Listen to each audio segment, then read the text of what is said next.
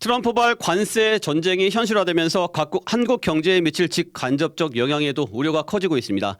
각국이 트럼프의 관세 정책에 대응하기 위해 물밑 협상을 치열하게 벌이고 있지만 우리나라는 협상을 주도할 대통령이 부재한 이중고에 휩싸여 있는데요. 수출 의존도가 높은 우리나라가 받게 될 영향, 산업부 조태임 기자와 짚어보겠습니다. 조 기자 어서 오세요. 네. 트럼프 대통령이 첫 타깃으로 캐나다와 멕시코, 중국을 지목하면서 우리나라는 첫 과세 대상에서는 제외됐지만 오히려 불안감은 좀 더 커지는 느낌이에요. 네, 그러니까 비현실적이라고만 생각했던 이 관세 부과가 현실화하는구나. 그렇죠. 이 불안감이 이제 반영된 것 같아요. 오늘 금융시장에서는 그 코스피는 장 시작과 동시에 2% 가까이 떨어졌고요. 네. 장중에는 3% 넘게 떨어지기도 했습니다. 최종 2.5% 하락했고 코스닥 역시 3% 넘게 하락했습니다. 그리고 원달러 환율도 글로벌 이제 무역 전쟁에 대한 우려 때문에 1,470원대까지 뛰다가 이제 막판에는 좀 그 간격을 줄이면서 전거래일보단 13.5원 오른 1,467.2원을 기록했는데요. 그 1,470원 돌파는 지난달 10일 이후 20여일 만입니다. 네. 그러니까 엄청난 변화를 보여줬다 볼 수 있고요. 그리고 비트코인도 하루 사이에 3.5% 하락하면서 10만 달러 밑으로 급락을 했습니다. 네, 그렇군요. 롤러코스터네요. 주식시장은 어떻게 보면 향후 경제에 대한 전망이 선반영되는 곳일 텐데 네. 향후 우리나라 수출 전망이 도대체 어떻길래 이렇게 급락을 한 걸까요? 지금 이제 대체적인 전망은 대미 수출이 10% 안팎에서 이제 줄어들 것이다 이렇게 보고 있는데요. 네. 국책 연구기관인 산업연구원이 지난달 말 이제 시나리오별 이제 보고서를 내놨는데 미국이 멕시코와 캐나다 25% 그리고 뭐 중국, 한국 등에 이제 10% 관세를 부과할 경우 한국의 대미 수출이 10.2% 이제 감소할 거다 이렇게 보고 봤습니다. 네. 산업연구원 김정현 연구위원 설명 들어보시겠습니다.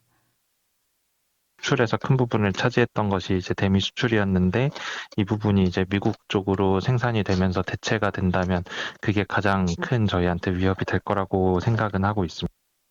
네, 그러니까 이 말은 미국의 관세 부과로 이제 가격 경쟁력이 떨어져서 수출이 줄어드는 효과도 있지만 이제 각 기업들이 자국책을 모색하는 과정에서 미국 현지 생산을 늘리게 되면은 네. 자연스레 한국의 수출이 줄어들 수밖에 없다는 얘기입니다. 그리고 또 다른 국책 연구기관인 대외경제정책연구원도 미국의 보편관세 정책이 현실화할 경우 우리나라 연간 총 수출액이 최대 448억 달러, 그러니까 우리 돈으로 하면 61조 6천억 원 정도 감소할 것으로 전망을 했거든요. 네. 이로 인해서 실질 GDP 또한 0.67% 감소할 수 있다 이렇게 보고 있습니다. 네.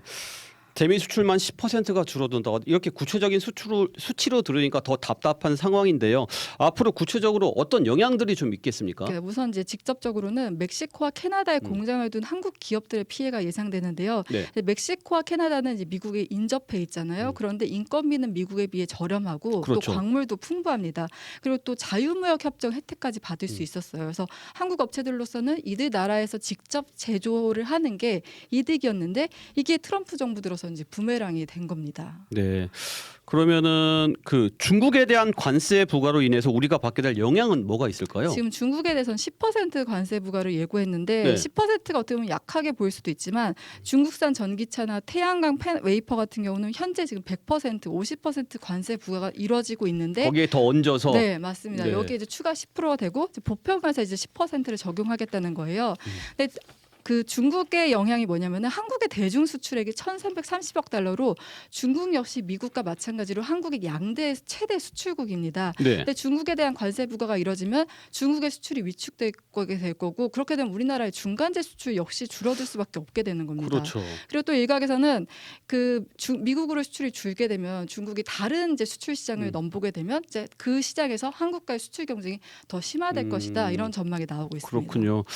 지금까지는 미국이 다른 나라에 관세를 부과해서 미칠 간접적인 우리 수출 감소 영향에 대해서 좀 알아봤다면 네. 미국이 한국에 직접 관세를 부과하게 되면 뭐 그런 전망도 좀 나오잖아요. 네네네. 그러니까 지금 이제 미국은 이번 관세 조치에 대해서 뭐 불법 이민, 마약, 뭐 펜타닐 이런 위협에 자국민을 보호하겠다 이런 명분을 내세우긴 있지만 사실 이제 이들 국가의 공통점이 대미 무역 수지 흑자 규모가 큰 나라들이라는 거예요. 네. 미국 입장에서 중국은 무역 적자 1위국이고 멕시코는 2위, 캐나다는 6위인데 네. 한국의 한국이 이들 나라에 이어서 무역 수지 적자 8위 국가입니다. 미국 입장에서는 네. 그렇죠. 그래서 이 때문에 이제 최근 거두고 있는 역대 최대 대미 수출 흑자 기록이 한국의 발목을 잡는 거 아니냐 이런 우려가 나오고 있고요.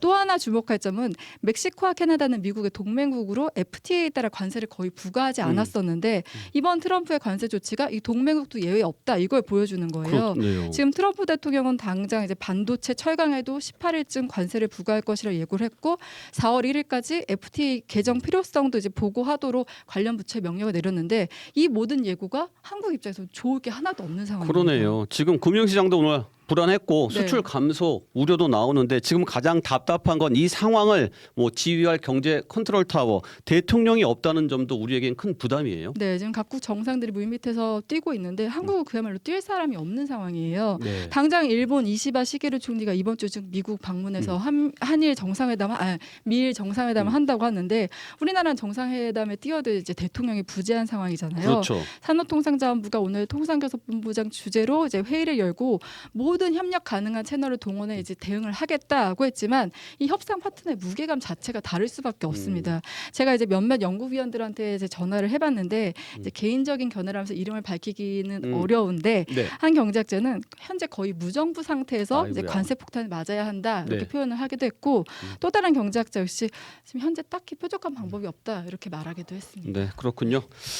오늘은 여기까지 듣겠습니다. 산업부 조태임 기자 수고하셨습니다. 지금까지 CBS 박지환의 뉴스톡이었습니다. 노컷으로 보는 뉴스의 새로운 기준. 지금 알림과 구독 설정하시고 함께하세요.